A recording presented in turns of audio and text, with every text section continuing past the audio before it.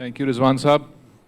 सबसे पहले तो ये बताएं कि at the end of the day एक सॉफ्ट ड्रिंक की कंपनी है जिसने दुनिया में तहलके मचाए हुए हैं, generation after generation after generation. What's the trick, what's the secret? इतने सारे सॉफ्ट ड्रिंक्स पहले भी बाद में भी, कोई चली कोई नहीं चली, but everywhere you name the word Cola, people think of Coca Cola. Trick क्या है इसकी? What's the magic formula? Thank you very much and thank you for a gracious introduction. I wish I always say my wife was here, so I'll get some respect in her at home also. Uh, but anyhow, it's a privilege and honor for me to be at LUMS, and I always say it's very easy to go at the business forums and speak. They're as smart as we are, but coming and speaking in front of intellectuals and students and all that, it definitely takes a toll on you. With regard to secret for Coca-Cola, we've been around for 131 years, and I think it is the trust in our brand that makes it from generation to generation, and the belief and the trust, the quality, the product, the brand itself. For some of you who probably don't know, there are two words which are spoken most in the world. One is the word okay every day, and the second most spoken word in the world is Coca-Cola after okay. The brand is one of the most recognized brands in the world, but it's based on its philosophy of generating optimism. Through generations, we have given optimism. We have shown people of the passion for life. That's what we market ourselves with. It gives you a refreshing energy in you. It brings the best out of you, and that is what Coke stands for. And I think we have been able to connect from generation to generation, and we will continue connecting with future generations to come. And there was a book written, God, Country and Coca-Cola, and it said the last brand on earth that will remain will be brand Coke. So that is how proud we are, and I think in our DNA and philosophy it's very simple that we want to be part of a community that we operate. It's not just about business. Yes, we are a business company and we are supposed to return a decent rate of return to all our investors, and tomorrow and in the future some of you may be investing into Coca-Cola or other companies and you will expect a return. But at the same time, the return also needs to generate some positive community contribution. Globally, we are very active. You name any social issue that there is in the world, Coke has taken a lead on that. And maybe women empowerment, maybe environment, water, packaging. We are the first to take that lead because we believe that you are as good commercially as you are in the community. And I think that is what Coke stands for, and that is what makes Coke, which has survived for 131 years. And a lot of people are saying now it's become a magical brand because it brings the magic in you. When you drink, you get refreshed, and at the same time, is creating what others have not been able to do. A lot of new brands have come in. Google has come in, Facebook has come in, Apple has come in, 25 years, 30 years. I always say I won't probably be around, but I'll see after 100 years how many of them will survive 100 years. It's a long journey, and there's a lot of work that needs to be done behind that 100-year journey. And I'm pretty sure most of these will be there. But will they be still recognized as the second most spoken word in the world? That is yet to be seen. Hopefully you'll be around in 100 years. Don't worry about that. Who knows? Acha, 3 myths about Coke. So tell us if they're true or untrue. The first one is the person who invented Coke died a pauper, died a poor person. Is that true or false? The gentleman who invented Coke in 1886, Dr. Pemberton, he was a pharmacist who invented Coca-Cola. It was a headache cure at the time, and he was only selling the syrup to pharmacies. And in his own lifetime, it's very unfortunate, he didn't die a pauper. He was a very strong person in research and everything and developing products. He sold the brand for $2,500 back in 1888 or 1890, something like that. But he never lived long enough to see the success of Coke. That is true fact. So he made no money from Coke. He made money elsewhere. So that's... He definitely helped a lot of other people to make money from Coca-Cola. The second is they say that Coke is available to 99% of the people on the planet. That's how vast the distribution is. Is that vaguely correct? There are about 160 or 169 or 170 countries which are recognized globally by United Nations. Coke is in 204. तो ਜਿਹੜੇ ਮੁਲਕ ਨਹੀਂ ਵੀ ਬਣੇ हाँ. ਉੱਥੇ ਵੀ Coke So ਪਹੁੰਚ all ਗਿਆ the countries and territories we are available. ਸੋ ਆਜ਼ਾਦੀ ਤੋਂ ਨਹੀਂ Except ਪਹੁੰਚੀ three. ਕੋਕ ਪਹੁੰਚ ਗਿਆ Uh, but we need to learn this. We need to learn how you market a product in to 99% of the people on the planet. And it's a pretty big planet. अच्छा तीसरी एक ये myth है कि नहीं myth के the magic formula only 3 people or 2 people or 5 people know, and it's somewhere in Louisiana, somewhere in some vault that nobody knows where it is, and nobody knows. Is that true or is that just a myth? It is very true. It is in Atlanta. It was in a vault in a bank in Atlanta once for about 100 years or 124 years. And now we have created a Coke museum in Atlanta, and there is a vault in which this recipe is there.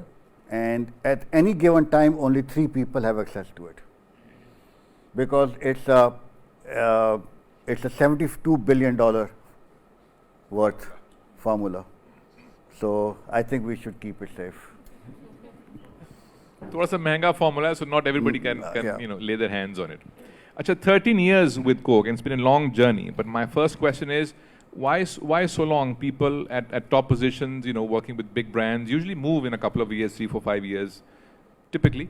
But why did you choose to stick to Coke? I'm sure it was fun. I'm sure it's satisfying. But then there are other avenues and other territories and other worlds. You didn't feel bored? There are 3 logical reasons behind it. Even I have started questioning myself on that. But I believe in clarity of thought, so I consciously chose this path in my life. And one was that my late father was working for United Nations, and as a childhood, since 1969, we've been traveling globally, living in different parts of the world. So I have lived my childhood abroad. Then went to US for studies. So actually I lived in Pakistan once I finally graduated and came back to Pakistan. So I have no more desire of seeing the world. 2, since I missed my childhood living with my parents, I wanted to make sure that I live with my parents. And that was my real desire in life. And I remember in my 3rd year in college, when I was my 4th year, I prayed to God that I need 10 years. When you're a 20-year-old kid, 10 years is a long time. And I said, I want to live for 10 years with my family so I can connect with them and live with them.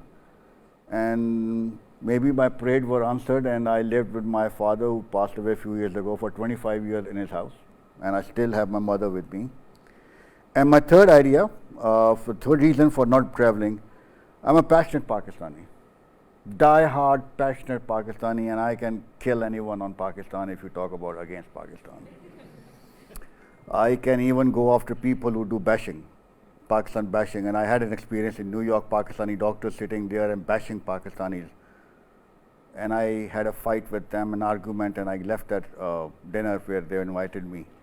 And I said, you won't be sitting here if you were not a graduate out of King Edward's in Pakistan, and today you're making hundreds of thousands of dollars. You better owe to Pakistan, you don't owe to US, where you stand. I had this desire, I lobbied for Pakistan for investment. And starting 2002, I started lobbying for investment of Coca-Cola into Pakistan. Back in 2002, it took me 5 years to sell the idea and the opportunity of Pakistan. And the first couple of $100 million were tough to get in. Even the first $5 million, I had to sit in a call where I wasn't speaking, I was very junior. But we were trying to get $5 million to come into Pakistan, and all this law and order and everything else issues came out. But we were able to get that investment. And we ran out, we got a production line which costed $5 million. And within 1 year, we had utilized the entire capacity. So that opened up the window. And then I asked 10 million, 20 million. So finally we got $200 million. We did the acquisition of all the local franchisees and bought them into as a company-owned operating joint venture. Then another 300 million, the investment came up to $500 million.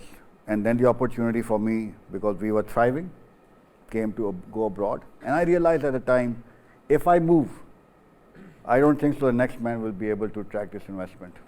As a Pakistani, as a die-hard Pakistani, I would be able to sell the opportunity better, being a Pakistani versus somebody else coming from abroad. So I chose to stay in Pakistan. And mashallah, to date, we have got, in last 12 years, over $800 million invested in Pakistan from Coca-Cola. And we are probably the largest investor now in FMCG. So that these 3 reasons why I decided to stay. We can clap, just so you know. We can clap. And no Pakistan bashing, you've been warned. Acha, it seems like a fairly simple business. You make a product which is a soft drink and you sell it. That sounds pretty simple. Pakistan, what are the challenges or the obstacles that you face in doing proper, clean, honest, uncorrupted business? Again, we are signatory to the anti-corruption laws and all that. As a company, Coca-Cola is globally that. And I'm very proud that we pay 100% tax. And I'm very proud that we abide by every single law and rule, food laws or others that are there, even labor and everything. We have set the highest standards when it comes to compliance in Pakistan. Even to the extent of wastewater treatment plants, which majority of the industry doesn't do that, and majority of the businesses in Pakistan don't have that. So our cost to do business is higher, but that is what the philosophy and DNA of Coca-Cola is. We compete against people who do not have the same, do not approach and work on the same lines, but then we accept that.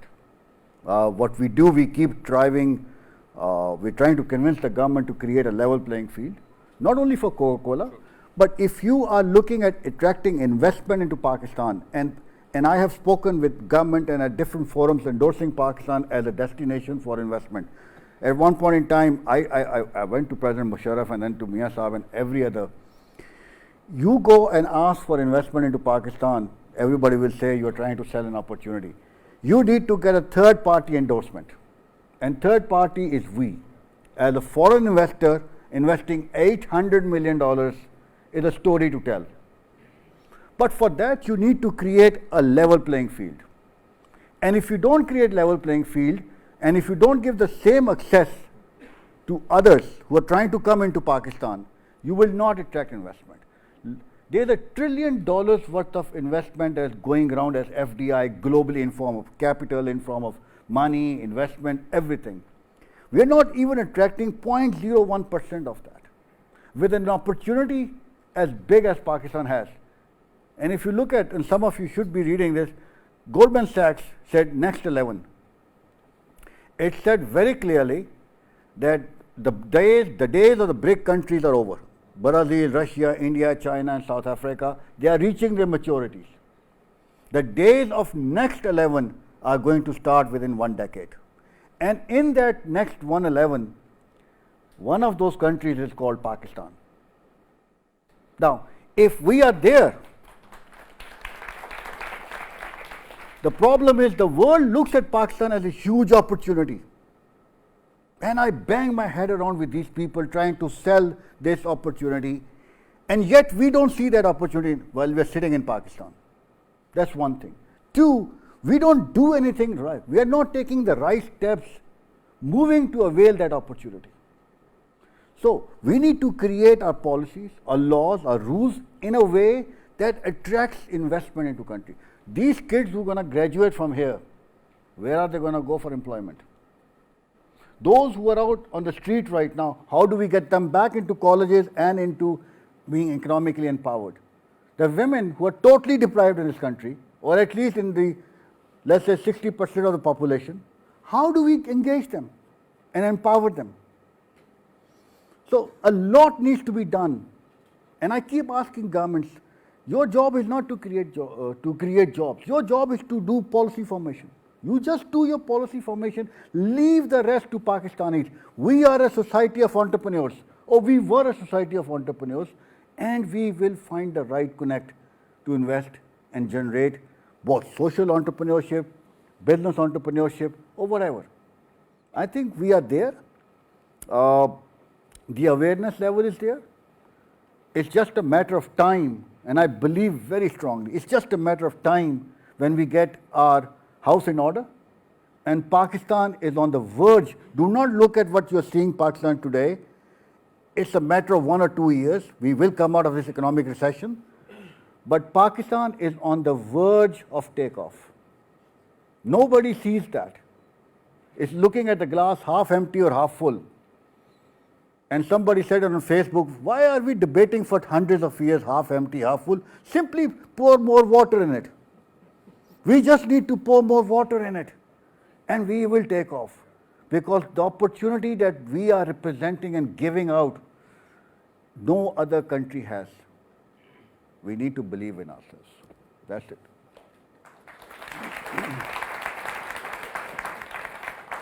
And if you have the slightest doubt, just for your information, out of 170 recognizable countries in the world, we're 6th in population. So that's the number of people. That's how big a market this is. We're 6th in terms of population. I'm just going to divert slightly. Just recently, a few weeks ago, less than a few weeks ago, you and your team met with the Prime Minister. What was that about? कोई खुफिया बात है तो वो भी बता दें आपस में बैठे. Okay, I always make a disclaimer, and some of you who know me, I've disappeared on a public scene speaking because I am a very blunt and I speak the truth and I speak my heart.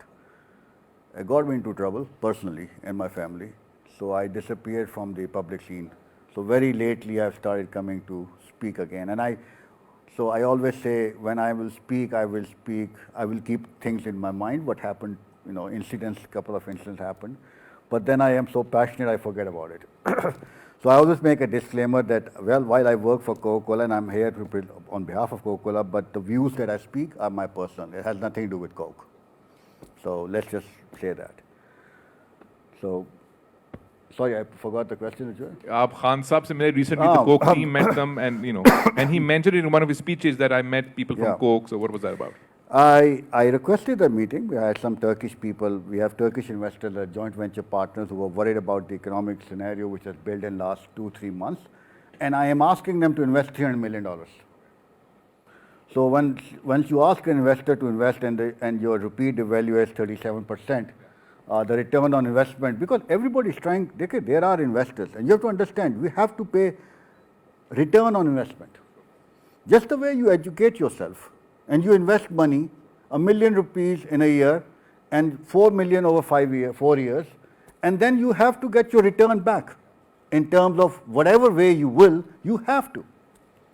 So the investors are shaky. So I had this meeting and I discussed about the foreign direct investment and the local investment with the Prime Minister, and he was very receptive. He said, other than the fact that my agenda of corruption and everything, my second most important agenda is to get investment, because we have made a commitment to the world for 5 million jobs and to Pakistanis, and that can only happen through investment. But I requested them, the problem in our country is consistency of policy. Now, for us to make an investment in Pakistan, based on a certain policy, we make that investment, and then 2 years down the road, the policy is changed. So whenever you make an investment, whenever you buy a car, you buy a house, you put a 10-year plan on it, that this is how I'm going to earn, this is how I'm going to return back. It's not like taking the money and eating or defaulting. So once you make the cash flow for 10 years, and the new government or same government will come and change the policy. That is the worst thing that you can do to scare an investor. So consistency of policy is what is required. It doesn't matter what tax rate you put on or whatever you don't. If you want to expedite investment, you need to create more incentives for foreign investors or local investors. There's a $10 billion going out of Pakistan every year. So before we attract more investment from outside, we should be looking at how do we retain that investment into Pakistan. I don't understand why can governments, successive governments, can create those incentives where, and one example I'll give you, I sat down with the Punjab government and I said, real estate is an opportunity for Lahore and surroundings. So what we do, let's say if the LDA rules are for 12 stories, let us make it 14 stories. Those 2 stories extra, one, it will generate tax revenue for the government, but it changed the economics of the entire project. So giving little bit of incentives will help us retain that investment, will help us attract more investment, consistency of policy, no matter what happens. I was at a meeting in forum in Karachi, and now a lot of people have started using this word. I said then, but 7, 8 years ago, I said if political leadership in Pakistan can sign a charter of democracy to come into power and stay in power, why can't the political government and leadership in Pakistan sign a charter of economic policy? All of you sit down with the stakeholders, agree with us on a broader policy, and let us all sign off. And it doesn't matter which government comes into power, which is going out, which is coming in. We have one economic framework. This is how nations are built. This is how economies are built. This is how people confidence is built. So this was something, and he was very positive on that, that this is the exact direction that I want to take. And I said, and given, I think this is too early for us to say about the government because it's just been 3.5 months. You have to give a year or so before you can start questioning their policies and all that. But I think the positive framework is there. The people are very positive of this country. Like I keep saying, please go back and give this message. Don't look at last 3 months. हमारी अपनी ज़िंदगियों में भी कई दफ़ा ऐसा हुआ है कि we are out of cash. It doesn't happen. As students, we are mostly out of cash. Even at my stage, sometimes I go end up eating into my savings. When my wife and my kids end up spending more. So don't worry, cash is never enough. Salary is never enough. It happens.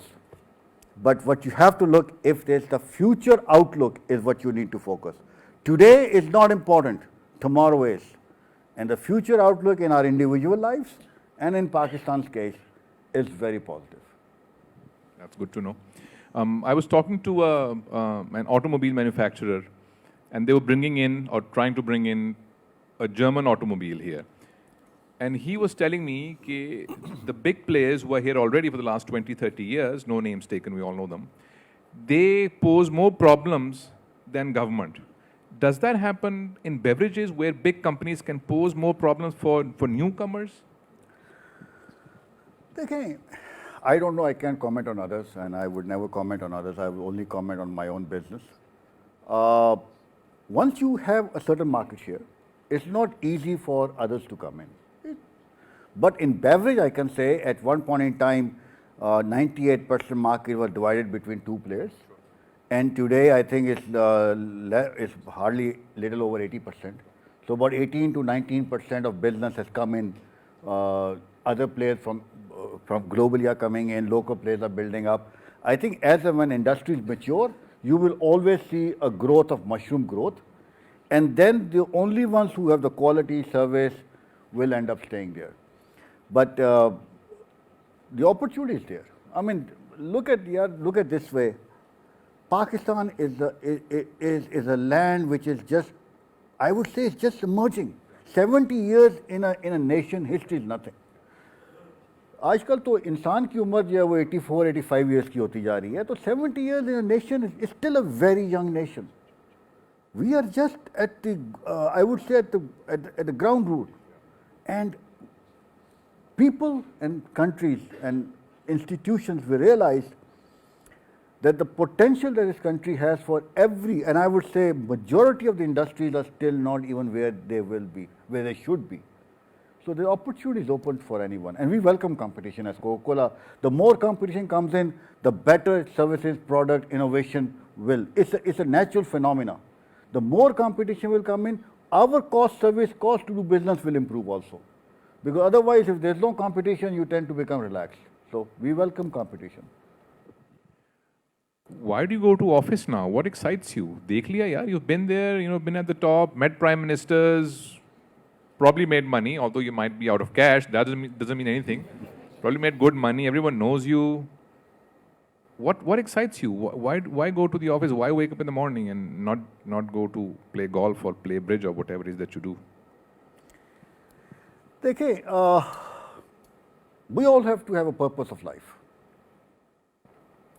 And my purpose of life is very clear, and 10 years ago or 9 years ago, I was asked, we have a people development forum in Coca-Cola. and in which uh, they there's a case study that you present, and then you are asked question and answers. Normally, it used to be done on a piece of paper and electronically you fill, but this time they started to have live conversation.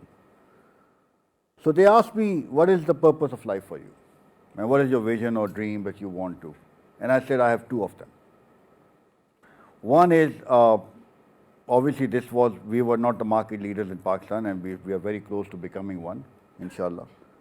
And I said, I have a professional purpose and a personal purpose. My professional purpose is that I want to turn around and make this as a Coke country and become market leaders. And second is that I want to make sure that I can provide the best institution education to my children. So these are the two purposes of my life. And third, obviously, I want to keep myself busy. I believe that you have to be. Coke is become a passion for me. It's my passion. Working is my passion. I'm kind of a workaholic. I love working, but I'm not a hands-on leader. I look at I drive my passion. I drive my work through people. So I need to be engaged. I need to be doing something. When I wake up in the morning, I have to have a purpose of life. So Coca-Cola for me is in my veins, is in my blood, and it actually is. And I'll tell you a small story on that. When I applied for a job, my mother said, "You will get this job." And I said, "How can you be so sure that I will get this job?" And she said, "At that time when I conceived, the only thing I could drink and eat was Coca-Cola." So it's in my veins. So I am very proud of that. So Future mothers, please make a mental note of this. So I have to have a purpose. And I think Coke is an amazing because I do a lot of social work. I take a lot of pride that we have done enormous social work as a good corporate citizen for Coca-Cola and my personal passion. And I think that keeps me going. I mean, I help create leaders. Every year there's a new lot of people coming up. We work with them. Every year we're launching something new that we want to make sure it's successful. Every year we are investing money. I want to make sure that we have enough returns for investors. And at the same time, it gives me satisfaction that there's thousands of people whose jobs are dependent. When I remember I took over in 2005, October, so the gentleman I took this role from, he said, make sure one thing. And I said, what's that? Whatever decision you make or take, thousands of people's livelihood is dependent on that. And that is the burden you carry on your shoulders. You make good decisions, they get good bonuses, you expand, you grow, you hire more people. Not only at Coke, for every one industrial job, as per World Bank, in developed countries, 10 jobs are created in the supply chain, in the allied industries, in the suppliers, in distribution. And in underdeveloped or emerging markets, almost 15 is the factor. So he said that every decision that you take will be subject to what their livelihood is also. So that I believe, and when I inherited the job, we had in our system, we had like a couple of thousand people, and now with several thousand people directly employed and indirectly probably another 100,000 whose major raw material purchase is done by Coke. So that's a gratifying feeling. So that'll be the private sector, but you did some work with Punjab Board of Investment and Trade, and that's government, and that's meetings. So how did that happen, and then what happened there?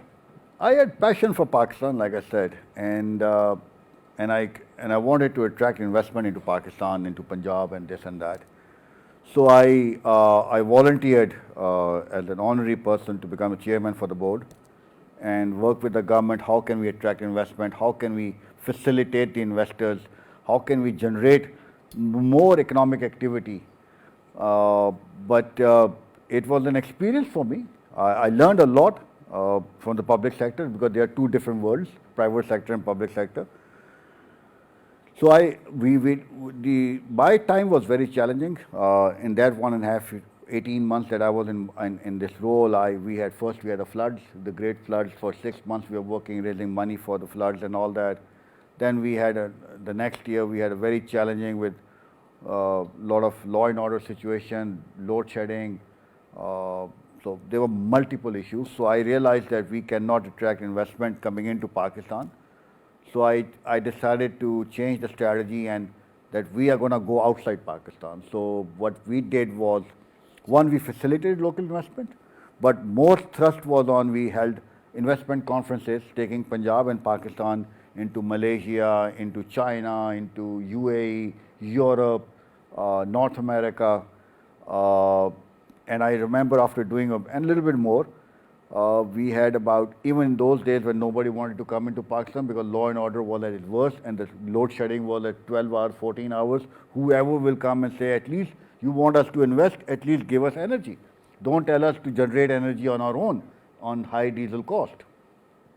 But I remember we had thousands of queries and we have over 700 people visiting Punjab.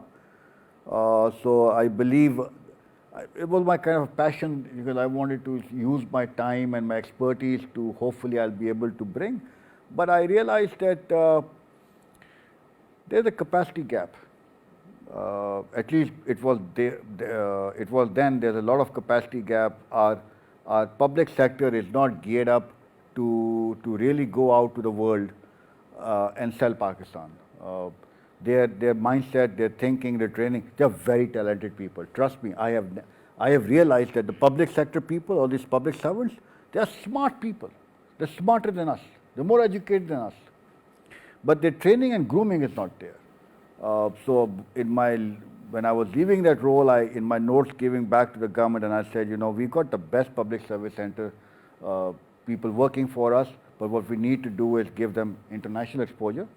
We need to make center of excellence. Some people are working on economics. It's not like they keep turning around. Let's make them subject matter experts. And then put them in a role, including our people in foreign service, commercial attaches, globally. We train them, educate them. And I even recommended send them to Harvard for 3 months courses and all of that. Because the mindset is not there. The expertise which are required to sell the opportunity is not there. So all of that we need to do and the problem is that the government, we as a nation, as people, as individual, हम हर रोज ना इसी साल हो जाए आज हमने invest किया कल मेरा 1 रुपया 2 रुपये हो जाए. Now we have to be patient. Let us look at a mid to long term. जिंदगियां ओवरनाइट नहीं बनती. जो भी सक्सेस ओवरनाइट आई है आपने देख लिया क्या हुआ है. All those people who have become successful in last 25 years overnight, we know, we don't need to say the names. They haven't done anything good for the country or for themselves. Success will come to you. Things will go your way. Give time, work hard, and keep building the base, and you will see things happening. And send them to LUMS, hopefully.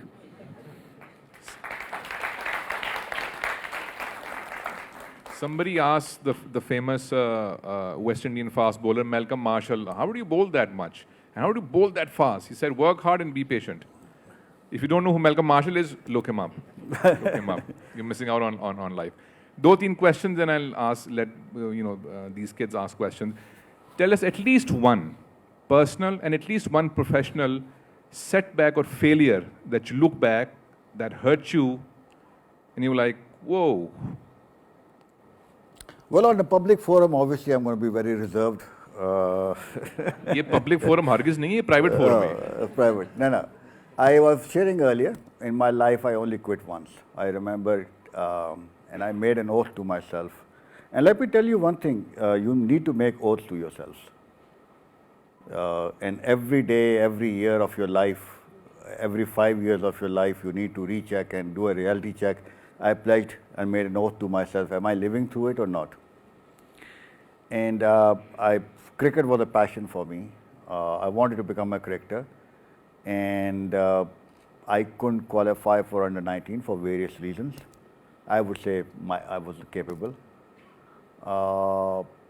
And I just quit cricket. I never played cricket again. And the story of the bicycle, when I sold, I was so passionate that I sold the bicycle and really got hard time for my mother, and bought the equipment for my own. And it used to sleep with me actually. My cricket bag, pads, everything would sleep with me. So that I one regret of my life. If you keep trying, you fail is different. But you give up on something, it's regretful. Never do. Never give up. Keep trying. If it doesn't happen, it doesn't happen. It's not meant for you. But at least you will have no regret. Life is beautiful without regret. And life is painful with regret. Your conscience needs to be free. You want to be successful? Not only successful, you want to be happy in life? Have a free conscience. Otherwise, your success with a not a happy conscience, you don't want that. Because it grows on you. So that's one regret of my life. I made to myself, I would never again quit. And I will go to the end, and I'll fight to the end. And so that was one thing that I think I still regret, and I live to my pledge. I don't give up. I keep fighting to the end. And trust me one thing, in majority, in more than 90% of the things, something came out of it. And if nothing came out, a lot of huge learning came out for me, which then I can apply, and I have applied in later life. And other things were benefited because of that failure and my things that I learned from there. But learning is the critical factor. If you don't learn, and you don't learn from what went wrong or what went right, you will always be a confused soul. Never be confused and never give up in life. Your life will be happy and your life will be successful. That's one.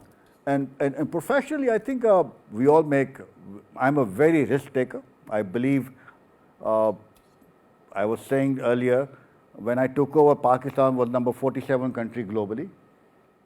And mashallah, last year, we closed at the 19th largest country in the world of Coca-Cola out of 400. So I had taken, thank you, I've taken a lot of risks.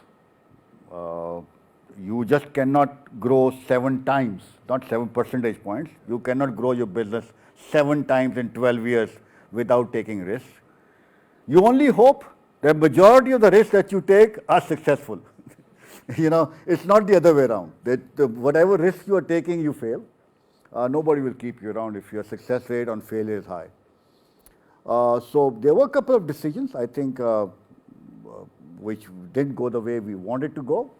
But then again, there was huge learning.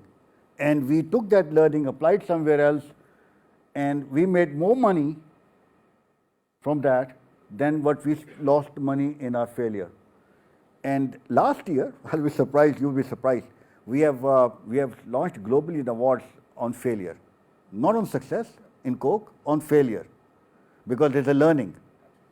Pakistan won that for that. So they asked me to come and I said, no way, I have lived through that failure. I am not going to go and receive that award. Because trust me, that is what entrepreneurship is. That is what risk taking is. You don't take risk, you don't go anywhere. You will just simply sit where you are. If that's the call you want to make, that's not my call.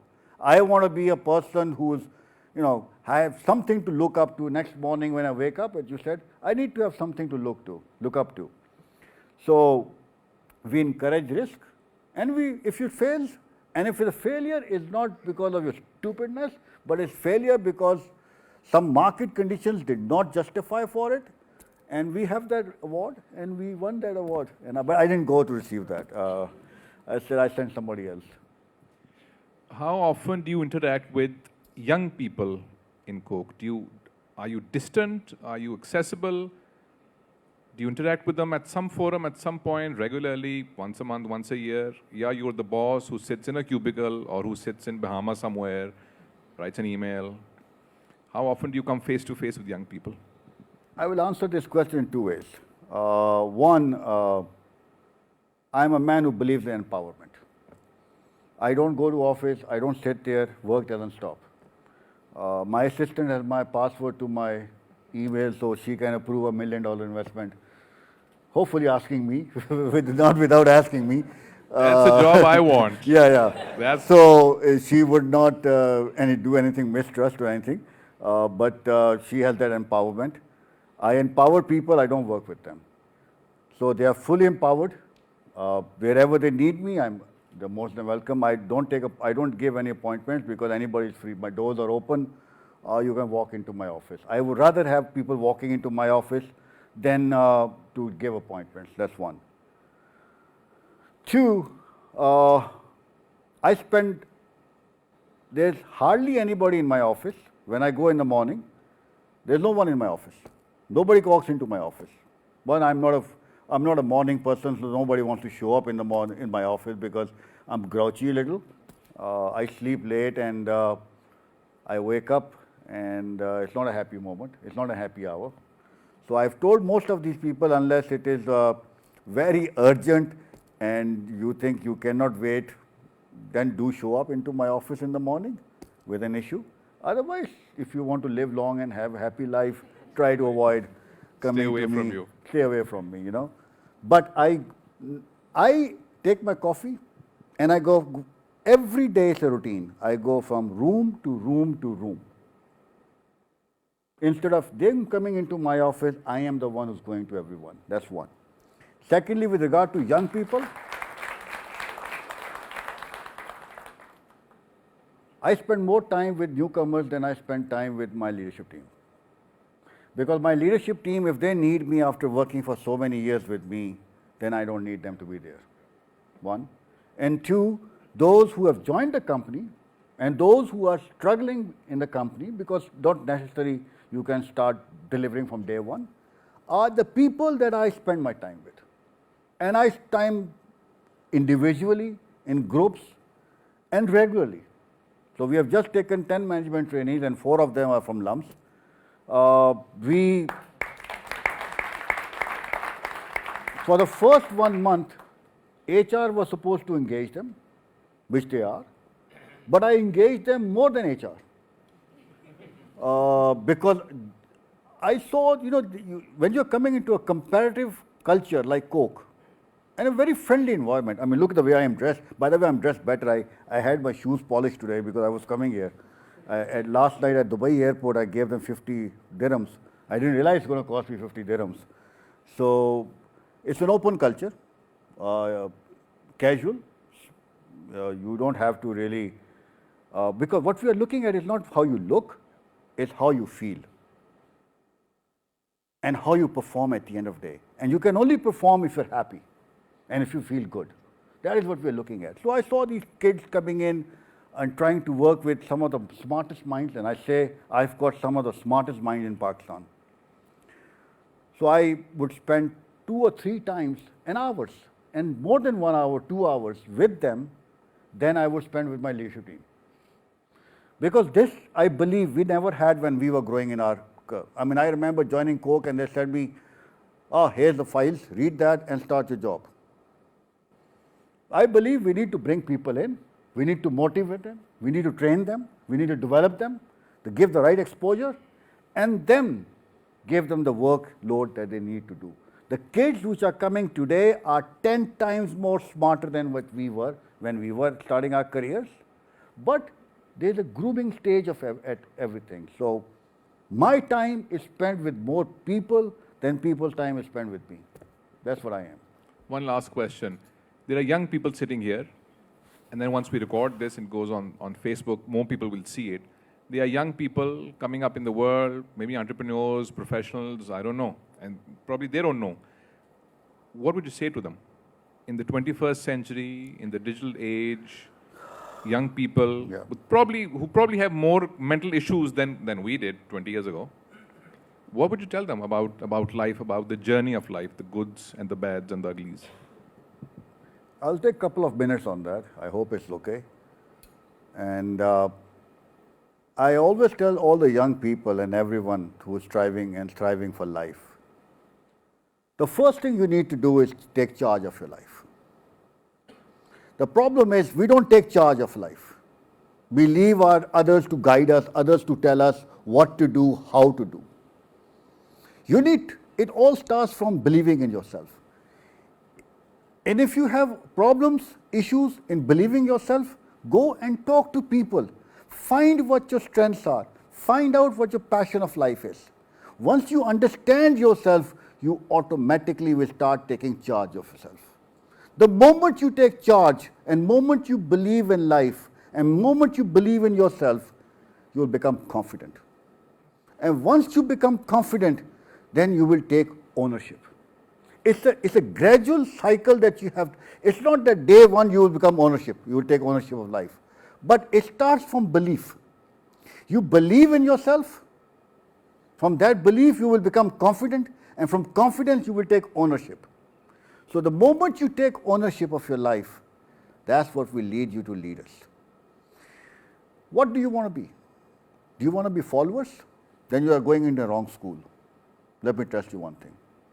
This is not the school where you should be studying at. This is not the environment that creates followers. This is the environment that creates leaders. And you should be proud of, for faculty, for students, for anyone associated with LUMS. You are the leaders of your life. If you don't become a leader and if you don't take that positive approach in life, you will have a very normal life. If that is the purpose of life, so be it. Then it's okay to have that, by the way. You want to have a gradual life, it's okay for you. But then be content with that. Then be happy with that. But if, on the other hand, you want to have a life where you say, I want to excel, I want to experience, I want to enjoy, I want to explore, I want to travel, live happy, then strive for it. Then work for it. Then prepare your mind for it. Prepare your body for it. And stretch yourself and your thinking. And trust me, either side is okay. But that's a call that you need to make as individual. But either way, whatever you choose a path for yourself, make sure you're content and happy with it. I, for one, I cannot be a follower. Somehow I am, from a very beginning, childhood, I wanted to be captain of my cricket team. I wanted to be a manager. Then I wanted to be a leader. That is it's in my DNA. So define and read yourself what you are and who you are. Build your life not on your gaps. In Pakistan, what we do, we keep covering our gaps. We focus so much कि हमारी weaknesses क्या हैं, किसी को पता ना चल जाए, gaps को cover करो. Oh, hell with that. Focus on what your strengths are. Build your life on your strengths. Trust me, over a period of time, you will automatically fill those gaps. There are no weaknesses in life. There are gaps. None of us is born with all the learnings of life. We gradually take that journey. But if you build your life on with a focused approach, with the right priorities, with the right passion behind it, willingness to succeed, trust me, your happiness, your success, and your contentment is there for you.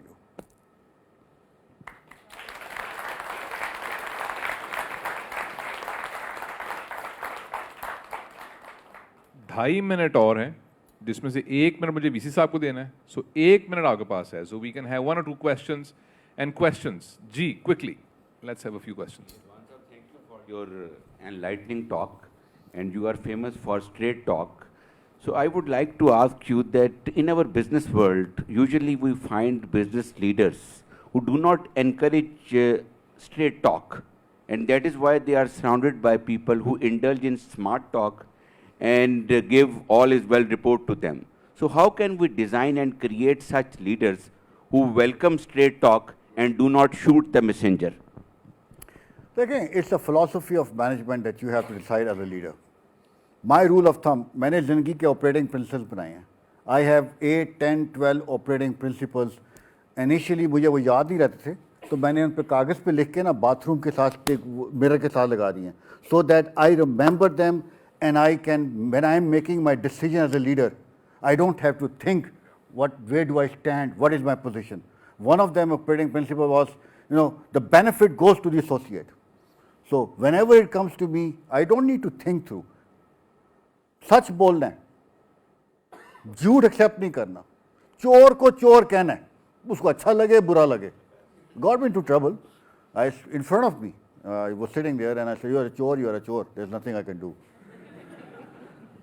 Thankfully, the seats are empty today. So, अपने operating principle life क्यों है? One of the operating principles of life and my success, and you were right, surviving 12 years in one role is not easy. is कि मैं अपने नीचे अपने से strong बंदे लाता हूँ, अपने से बेहतर बंदे लाता हूँ, और जो मेरे में गैप्स हैं ना, मैं हर गैप को पूरा नहीं कर सकता. जो मेरे में खामी है, मैं when I select those people, I make sure that is their strength. So there are certain strengths with me, there are certain strengths that I take from others. That is what makes life. So if you want to be, and I was quoting again someone, I forgot the name, you want to be rich, you want to be successful, make sure people around you and under you are rich and successful. You want to be an intellectual person, make sure people around you are intellectuals. You want to be bold, you got to have bold people with you, one. Two, I'm a very blunt man. So I ask people sometimes that we need to do something and they're standing in front of me and I ask them, yeah, please for God's sake, when there's an agreement, don't agree with me for the sake of agreement. Because this decision that we are taking will have repercussions on millions of dollars of revenue and thousands of people. So if you have a voice, if you think you cannot stay in front of me, call me, WhatsApp me, email me, or send me through a third party. But do not agree with me for the sake of agreement. And a leader, the best thing for a leader is to understand when they need to step back. If you as a leader are not willing to hear others, you're not only creating a doom for them, but you're creating a big hole for yourself. And to be successful, to be consistent, you need to hear people's voices. And then मुझे कई दफ़ा I have taken a position, but I would say 99% of time I've reverted back. नहीं यार तुम सही कह रहे हो, my understanding was गलत, let's do it and follow your lead. That's life. One more question if we have time.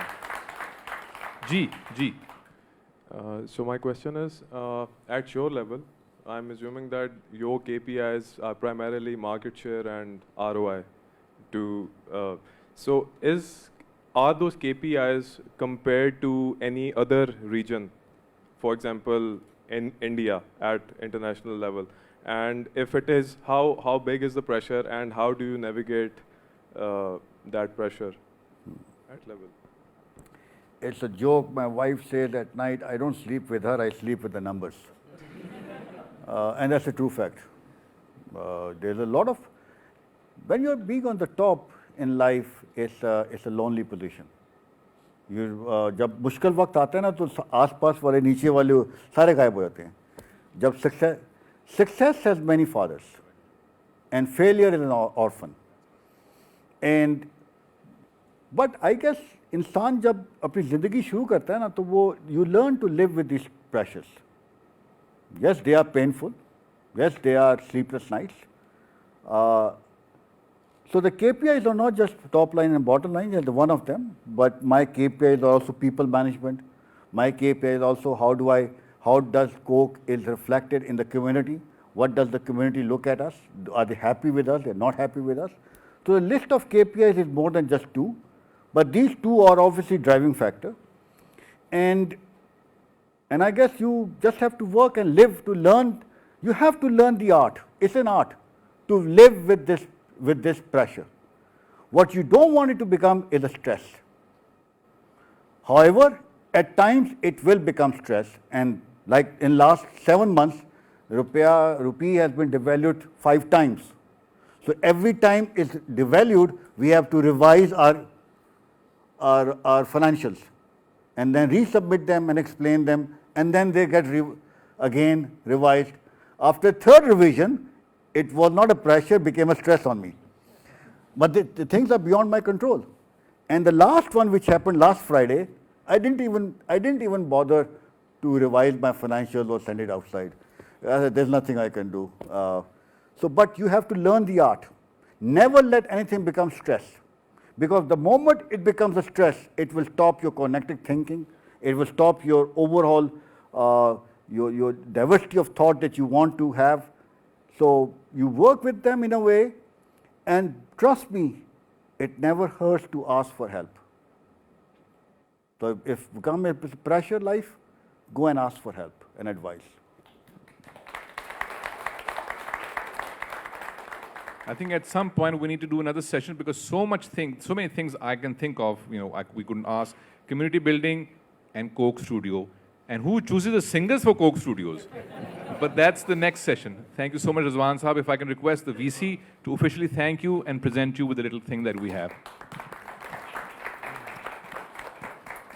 Rizwan Saab, people say you're blunt, but I think what we heard today was a lot of integrity, a lot of honesty, and a lot of passion in how you make things seem so simple and so wise in connecting the dots about future for our students and for the leadership attributes that you talk about for a holistic education, not just for the intellect, but also for you mentioned the body, sports. And by the way, folks, I did not acknowledge something wonderful that Coca-Cola has done, of course, is with our aquatic center. It's a world-class center. So please, on behalf of everybody filling this room, accept our gratitude and our thanks for your generosity, for your wisdom, pleasure. and for your passion. Thank you so much. Thank you very much, sir. Always a pleasure. Thank you very much.